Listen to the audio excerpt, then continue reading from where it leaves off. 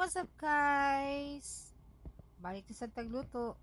And ang atong lutuon karon is inanunan nga kinakusgan. So kani siya guys, paborito kayo ni nako. So ang unang buhaton nato is syempre magintag mantika. Wala na lang na akong gibutang diri or gi-upload sa video yun sa paghiwa ang mga lamas ha. Sure ko kabalo na mo.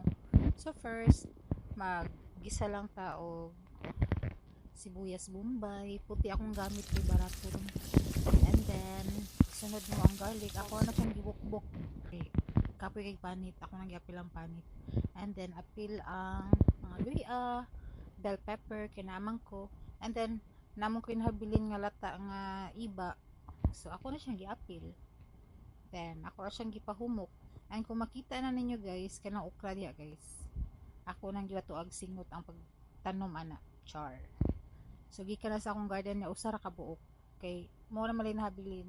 So tong gamit di ay karon guys is kaning pambansang isda para sa nanunan.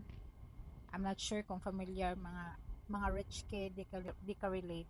So ingon ang akong helper kuan ko no ni tuna pero murag barilis man ni mo kitag kuan.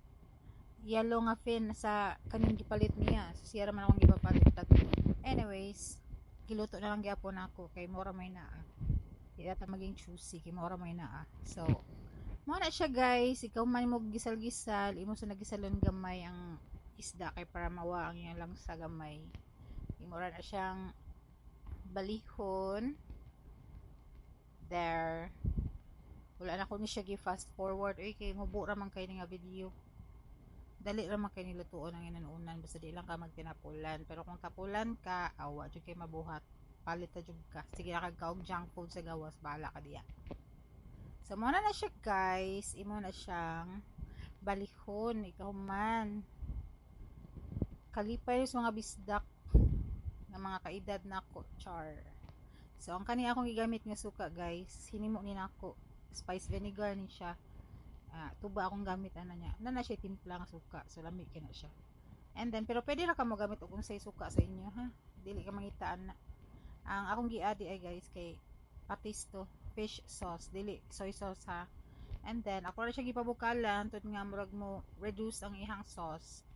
Then before nako siya haunon guys, ako siya gibutangan og kokomama, char, para dali kay kapoy kayo piga og kuan.